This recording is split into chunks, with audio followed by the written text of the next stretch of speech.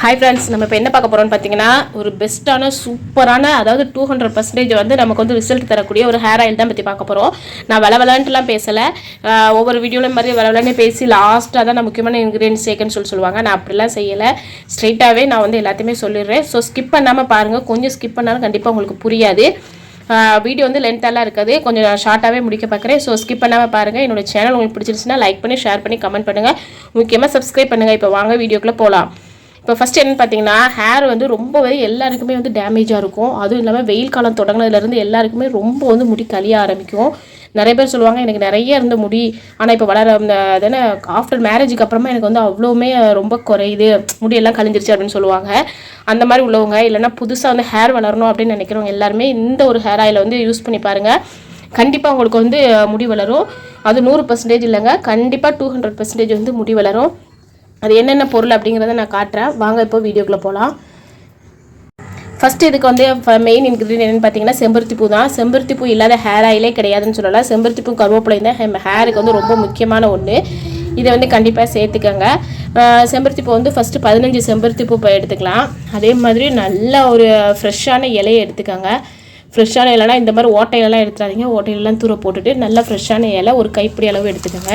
இங்கே பாருங்கள், ஒரு கைப்பிடி அளவுக்கு ஃப்ரெஷ்ஷான இலை. அடுத்து மருதாணி வந்து என்னோடய ஹேருக்கு வந்து ரொம்ப அதிகமாக யூஸ் பண்ண மாட்டேன். நான் கொஞ்சம் கம்மியாக தான் யூஸ் பண்ணுவேன். அதனால் உங்களோட ஹேருக்கு செட் ஆகுது அப்படின்னா நீங்கள் வந்து ஒரு கைப்பிடி எடுத்துக்கோங்க. நான் வந்து பாதி கைப்பிடி தான் எடுத்துருக்கிறேன். அடுத்து வந்து கருவேப்பிலை பார்த்திங்கன்னா நல்ல ஒரு கைப்பிடிக்கு எடுத்துக்கோங்க. கருவேப்பிலை எந்த அளவுக்கு சேர்க்குறோமோ அந்தளவுக்கு நம்மளோட ஹேர் வந்து நல்ல வளர்ச்சி இருக்கும். நெக்ஸ்ட்டு பார்த்திங்கன்னா ஆம்லா, அதாவது நெல்லிக்காய் வந்து கண்டிப்பாக எல்லாத்துலேயுமே சேர்த்துக்கோங்க. இன்னொரு விஷயம் என்னென்னா, நெல்லிக்காவை இன்டேக்காகவும் எடுத்துக்கலாம், அவுட்டேக்காகவும் எடுத்துக்கலாம். அப்படி நம்ம எடுத்துக்கும் போது நம்மளோட ஹேர் வந்து ரொம்ப ஸ்பீடாக வளர்றதை நம்மளே கண்கூடாக பார்க்க முடியும். நெக்ஸ்ட் என்னென்னு பார்த்தீங்கன்னா வேப்பிலை எதுக்குன்னு பார்த்தீங்கன்னா, நம்ம ஸ்கேல்பில் வந்து பொடுகு இந்த மாதிரிலாம் இருக்கும். அந்த பொடுகு எல்லாமே போக்கிட்டு நமக்கு வந்து நல்ல ஒரு வளர்ச்சியை கொடுக்கும். அதனால் நம்ம வந்து வேப்பிலை எடுத்துக்கலாம். இன்னொன்று பார்த்தீங்கன்னா வெந்தயம் கண்டிப்பாக சேர்த்துக்கோங்க. இது வந்து நல்ல குளிர்ச்சியை கொடுக்கும். அதனால் வெந்தயம் சேர்க்குறோம். அடுத்தது இன்க்ரீடியன்ட் என்னென்னு பார்த்தீங்கன்னா, நம்ம கரிஞ்சீரகம் தான். கரிஞ்சீரகம் எல்லாத்துக்குமே பெஸ்ட்டு மெடிசன். அதுலேயும் நம்மளோட ஹேர் ஆயிலுக்கு ரொம்ப பெஸ்ட்டு. ஸோ இதையும் எடுத்துக்கோங்க. நெக்ஸ்ட் பார்த்தீங்கன்னா கத்தாழை தான். கத்தாழை இல்லாத இடமே கிடையாது.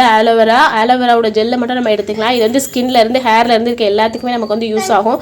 ஸோ ஆலோவேரா வந்து எடுத்துக்கலாம். நான் வந்து 2 பீசஸ் எடுத்துருக்கிறேன். இந்த மாதிரி நீங்கள் ஒரு பெரிய பீஸாக இருந்துச்சுன்னா ஒரு பெட்டலே போதும். நான் வந்து 2 எடுத்துருக்கிறேன். இவ்வளோ தான் நம்மளோட இன்க்ரீடியன்ட். நம்ம இதை வச்சு எப்படி ஹேர் ஆயில் செய்யலாம் அப்படிங்கிறத நான் வீடியோவாக காட்டுறேன். வாங்க வீடியோக்குள்ளே போகலாம்.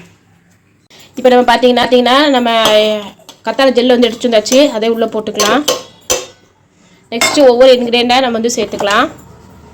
இப்போ இது கூடவே வெந்தயம், அப்புறமா கருவேப்பிலை, செம்பருத்தி பூ,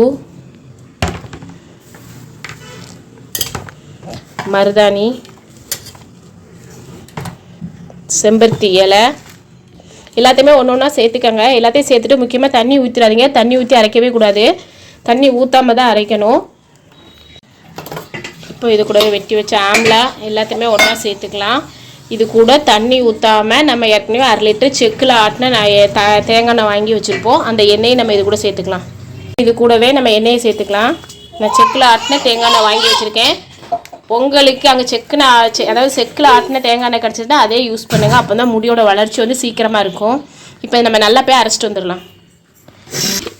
எனக்கு ட்ரைபடி இல்லை, ஸோ ஒரு கையில் வச்சுக்கிட்டே நான் ஒரு வேலை பார்க்குறதுனால கொஞ்சம் அப்படி இருக்கும். கொஞ்சம் அட்ஜஸ்ட் பண்ணிக்கோங்க. இங்கே பாருங்கள், நல்லா அரைச்சாச்சு.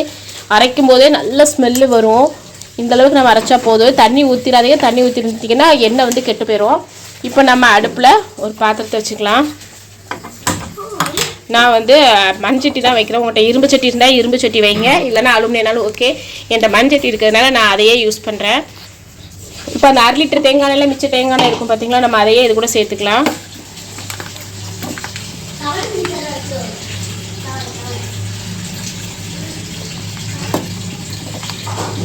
இப்போ இது கூட இப்போ வந்து ஃபுல் சிம்லேயே வைங்க, ஃபுல்லாகவே வைங்க, ஒன்றும் பிரச்சனை இல்லை. இது கொஞ்சம் நல்லா கொதிச்சதுக்கு அப்புறமா நம்ம வந்து குறைச்சி வச்சுக்கலாம்.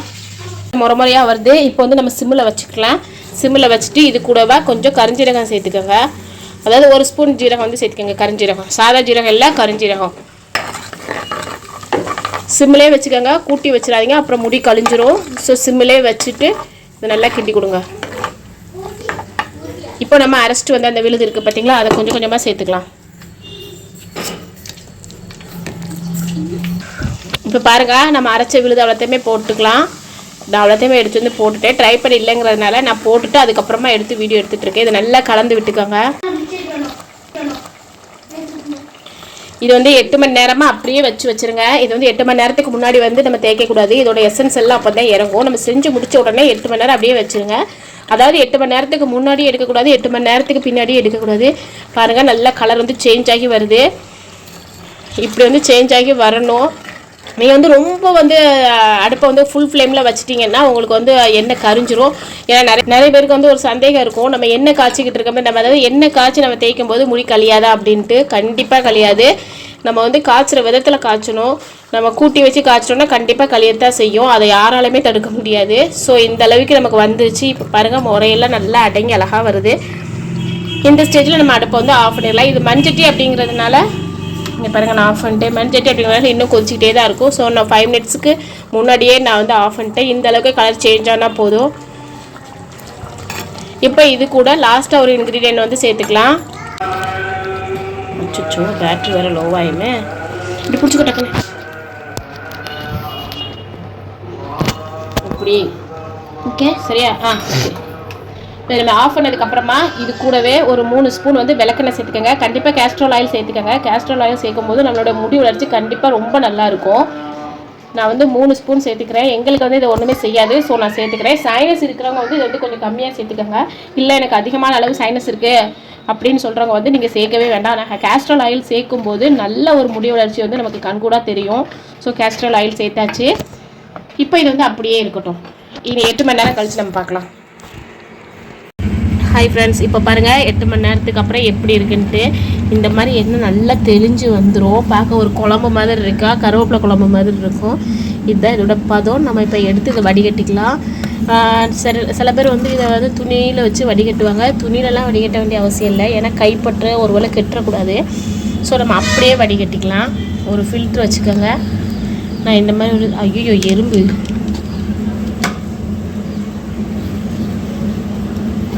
எப்பண்டா நீ எறும்பு உள்ளே போனேன். ஓகே, இப்போ இதை நல்லா ஃபில்டர் பண்ணிக்கலாம்.